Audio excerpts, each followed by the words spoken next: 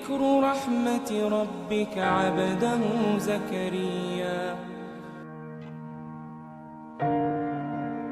Semua keadaan jiwa kita, hati kita, perasaan-perasaan kita sudah lebih dulu bahkan pernah dirasakan oleh Nabi Muhammad SAW. Kalau Anda pernah gelisah, Nabi dulu pernah gelisah. Kalau Anda bahagia, Nabi juga pernah bahagia. Kalau Anda merasakan kekhawatiran, Nabi dulu pernah khawatir.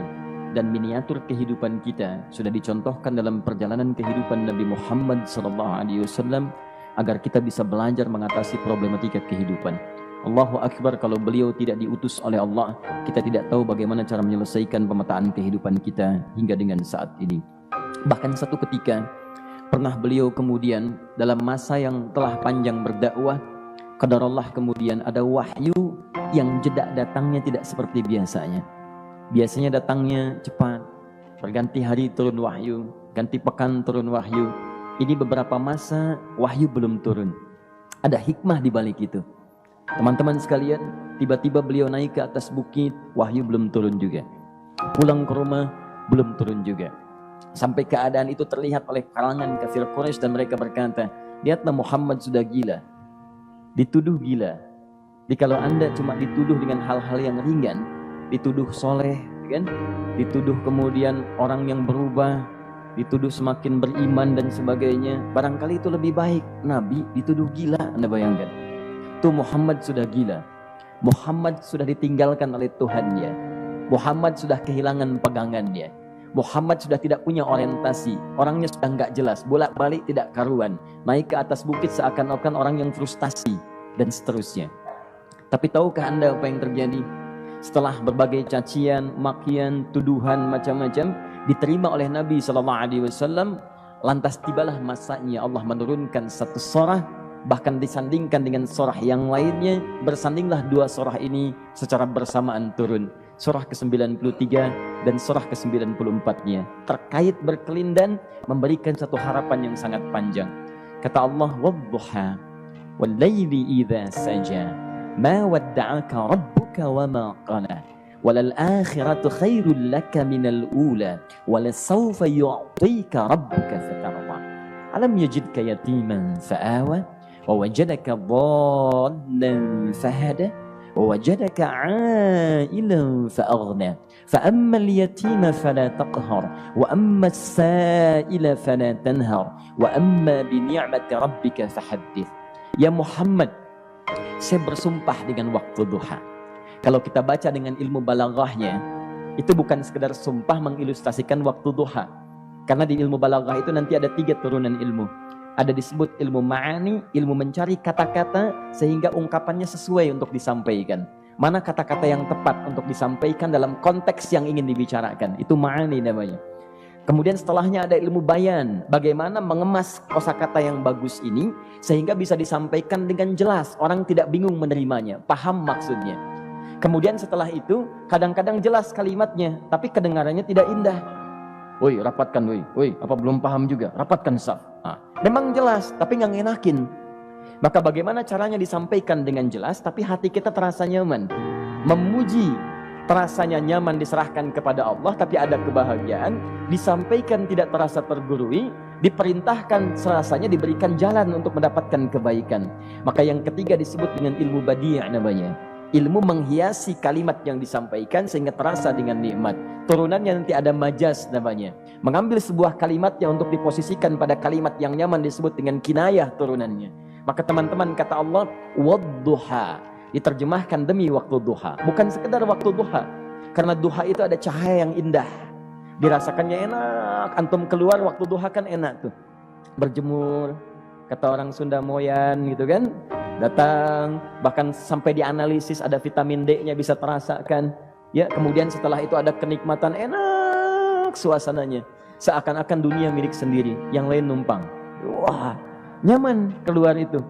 Baik, jadi wadduha itu ingin bersumpah mengilustrasikan waktu kenyamanan yang pernah dilalui. Kalau dalam bahasa tafsir yang luasnya, saya bersumpah Muhammad, demi segala kenikmatan yang pernah engkau rasakan dalam hidupmu, seperti engkau merasakan cahaya duha itu.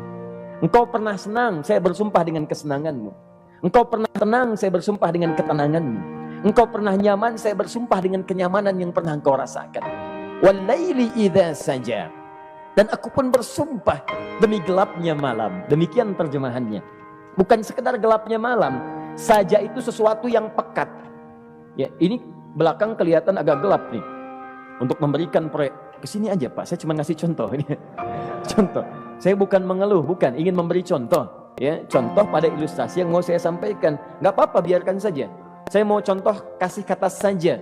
Ya, ini belakang agak gelap untuk memproyeksikan cahaya ke sini. Tapi yang mau saya sampaikan, kalau gelapnya begitu pekat, semua cahaya ini nggak ada. Cahaya nggak ada nih, sama sekali tidak kelihatan. Saya mau tanya pada Anda, beraktivitasnya mudah atau sulit? Mudah nggak menemukan sendal Anda di luar? Belum tentu. Menemukan jalan keluar pun belum tentu mudah. Anda mesti meraba-raba jalan. Anda mesti kemudian melihat sesuatu dengan pandangan mata hati Anda. Raba, dan sebagainya. Sampai menemukan jalan itu pun belum tentu benar. Itulah yang disebut dengan gelapnya malam saja pekat. Kadang-kadang ada orang yang menghadapi satu kesulitan yang pekat, suasananya siang, cuman karena masalahnya begitu pekat seakan-akan membuat diri dia gelap. Jalan susah, limbung gitu. Kenapa gelap ya? Padahal terang. Karena masalah menggelimuti dirinya seakan-akan dia diselimuti masalah yang gelap.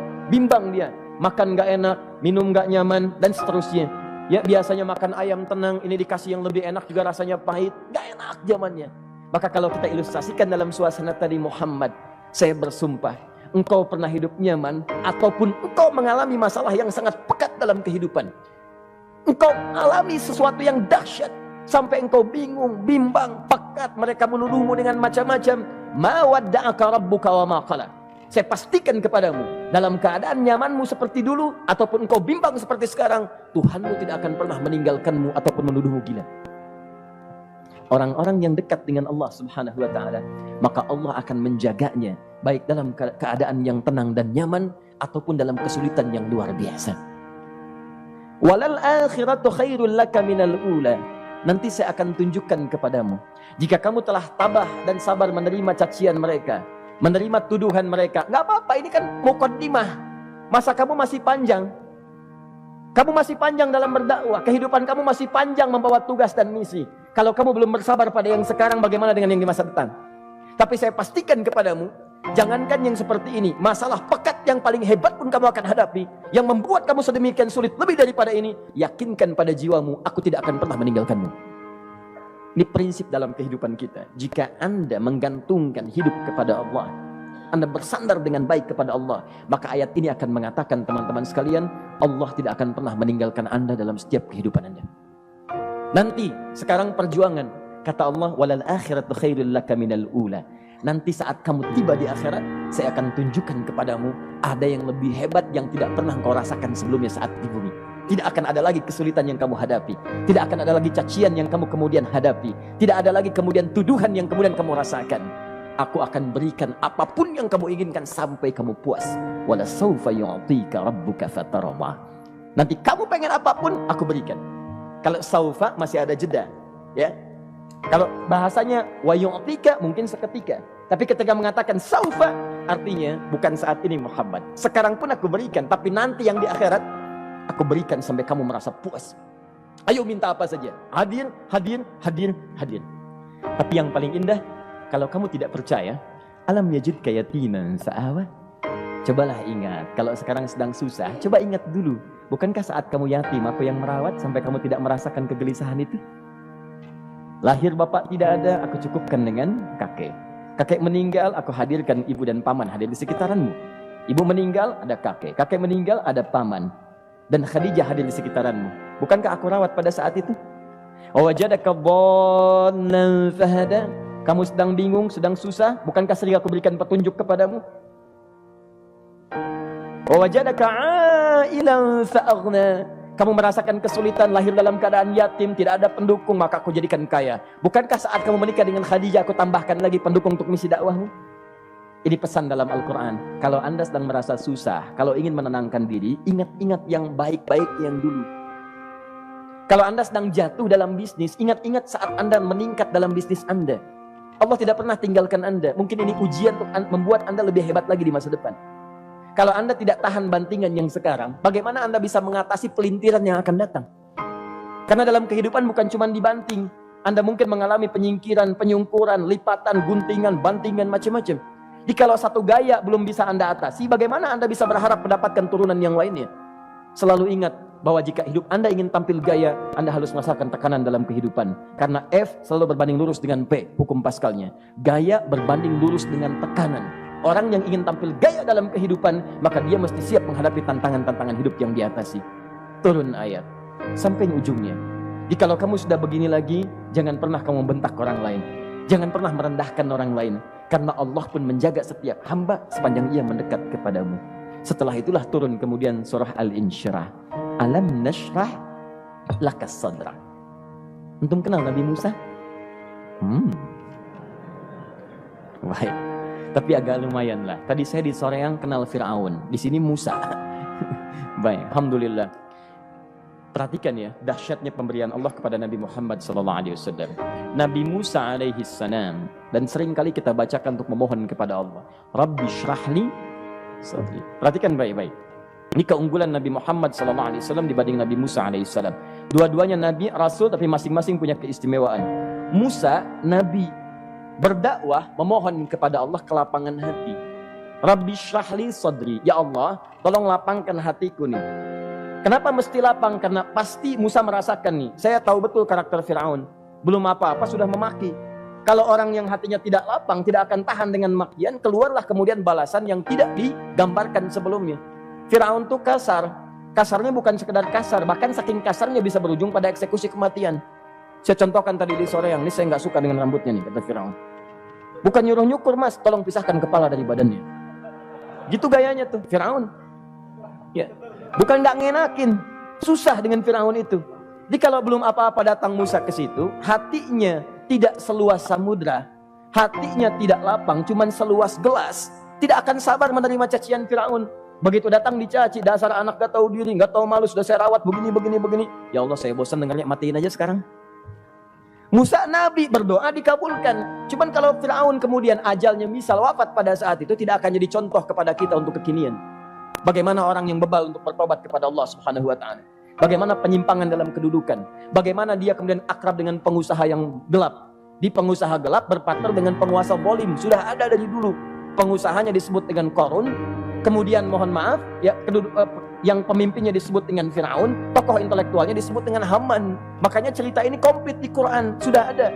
Di setiap persoalan dalam kehidupan masyarakat disebabkan tiga hal yang berkolaborasi. Kalau bukan penguasa zalim, berpartner dengan pengusaha gelap, ditopang oleh intelektual yang sembrono. Itu persoalan.